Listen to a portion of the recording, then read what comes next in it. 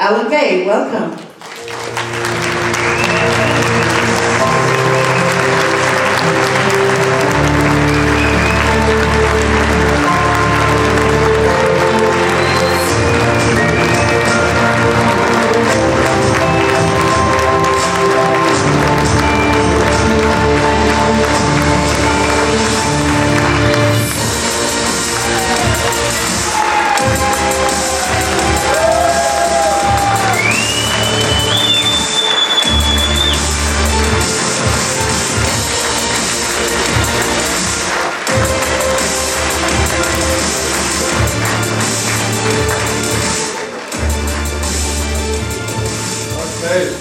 Hello everybody, my name is Alan Bay and I am the founder and CEO of Aventus. So before I get going, I'd just like to take the opportunity to really congratulate Bish and the team for what they've achieved here so far. I mean, I met Bish back in 2019, which is where all of this, or at least some of the crypto side of this kicked off. I had been introduced to him through my CTO at the time, who said, I've got this very energetic personality of a friend who's coming in. I really think you should take the chance to sort of have a chat with him and see what you guys can do together. So Bishing and I got together and he came with an idea of how to do a Bitcoin-backed reward sort of currency. And we spoke and I understood better and better how the industry sort of looks.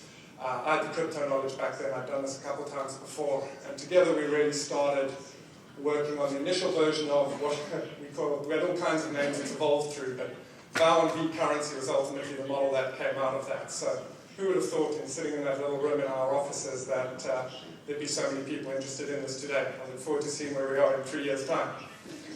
So anyway,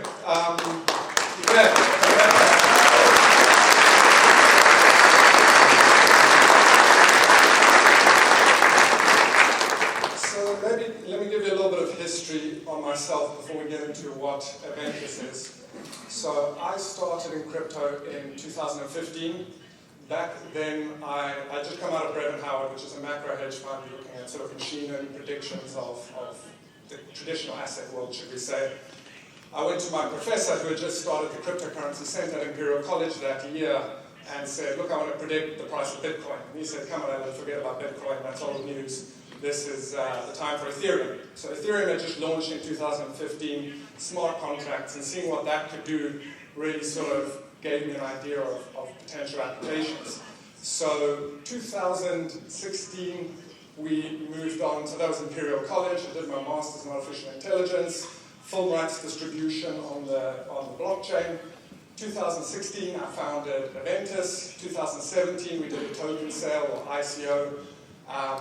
Sold that and ended up with about $50 million from that, and we got building in our ecosystem. Now, it all started out as event ticketing. So we were looking at how we can solve problems in the event ticketing industry, did deals with Live Nation, various smaller people in that space, but obviously when COVID came, that wasn't a high growth market, should we say. Nobody was going to any events. So we're like, okay, where else can we apply this stuff? So Bish and I had done a bunch of work already, and that's where Aventus pivoted into really what we are today. And what that is essentially an enterprise-grade blockchain.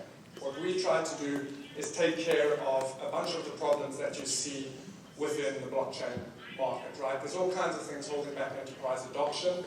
These are primarily focused around user experience, right? You have this uncertain regulatory landscape. There's this negative sentiment. Paul touched on Luna Terra earlier. We've got $1.5 billion in hacks, right? There's a lot of work that has to be done to get over this negative sentiment and how you can build something that enterprises, people can ultimately trust. We're starting from behind after the 2017 ICO wave, the amount of people that have been damaged.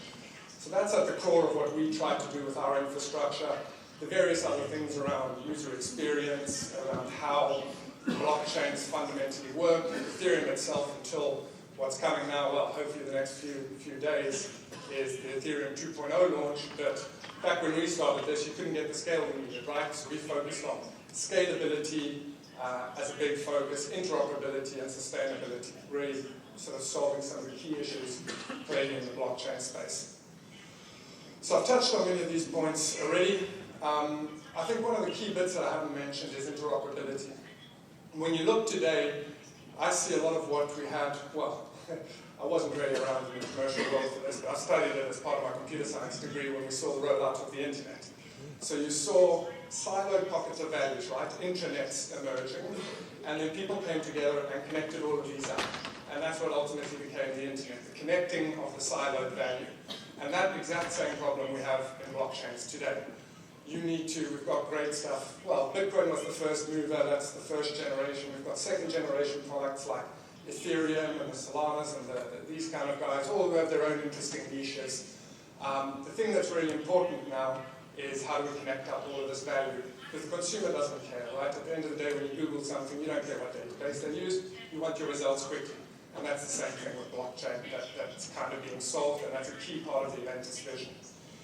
And then the final point I'll hop on just briefly is sort of what we're calling bedroom developing infrastructure. You have these companies with billion-dollar market caps, enterprise-level market caps, which get hacked, which fall over, because people don't follow basic procedures, they don't have the governance, they don't have the compliance in place. So this is very important to address from the base up. I just want to echo how Aventus, through the whole Vow stack, these guys speak about it, how key it is to make sure you have your correct jurisdictional setup. These guys are based over in Jersey, same as us. You've got the sort of white label jurisdictions, you've got your proper legal reviews, all of that taken care of to make sure that you really do this the right way around. Now, quick bit more on Aventus, but I want to skip over this so we can get to the stuff we're all here for, Vow. Enterprise grade, I mentioned, interoperable. The only other thing that's really important here is sustainable. As of the last couple of weeks, Aventus is efficiently carbon neutral, so that means all of the infrastructure that Vow runs on has zero impact to the sort of wider sustainability.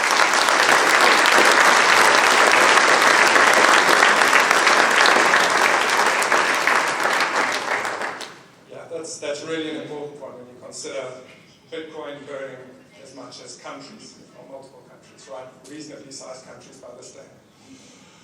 So, Aventus in terms of traction, why is this all solid, right? We've been in production since February last year. We've done over 22 million transactions in production. We've got over 2 million active wallets. We have use cases spanning across video games. Many a time I've run the same kind of model we ran with Bish and the guys, right? Where we come in, we understand an industry, we build the token, we do some kind of licensing deal around that and help roll that out. So that's what I did in video games. We've got about 700,000 gamers on that. That product's launching nicely. Event ticketing I spoke to. Loyalty, the only one worth talking about there as well. Blockchain as a service, this is more of an enterprise market that's kind of blossoming, specifically in the public sector. IBM and guys have done a lot in the private sector. That's basically efficient databases. Aviation, looking at cargo supply chain tracking, and fungible token, non-fungible tokens. Here there is some really exciting stuff, and I know there's stuff coming in the future in the Vow ecosystem there too. But let's get to, I've spoken on putting security first, let's get to the Vow part of this. So, I think I mentioned the place where Aventus is used in this ecosystem, right, is for the scalability side of the ecosystem. We help deploy this token, which is Ethereum based. That's where a lot of the interesting stuff you guys, I understand, will be active in. The merchant side of stuff is where we can really help as Aventus, providing that scalability layer, right? Making things move around efficiently, ensuring there's really that enterprise offering for any of the businesses there. The rollout of this, I mean, I think today Bish and I still have conversations at time. How can we tweak this? Where else can we think of cool ways of dealing with the parameters? The model initially was heavily inspired by Make or Die. So if any of you have seen in the crypto crash and any of that, Maker really has a solid model, and a lot of Vow is based on that. And then some of you might not be, or many of you might not be familiar with Gnosis, which is where the sort of burn issue based on burn mechanics come from. But these are two very big products, came out of consensus, one of the biggest sort of coins there are in the space on Make or Die, which is what a lot of this is based on. So that was the influence, and from there, seeing how Bish and the team have kind of taken this, applied this model, found 100 new ways on how to really make the most out of it and drive that liquidity in the ecosystem has really been amazing. So yeah, I'm not going to bore you with too much more of the detail of how we got there. let me just finish up mine with, we're all here because we vow to change the ecosystem.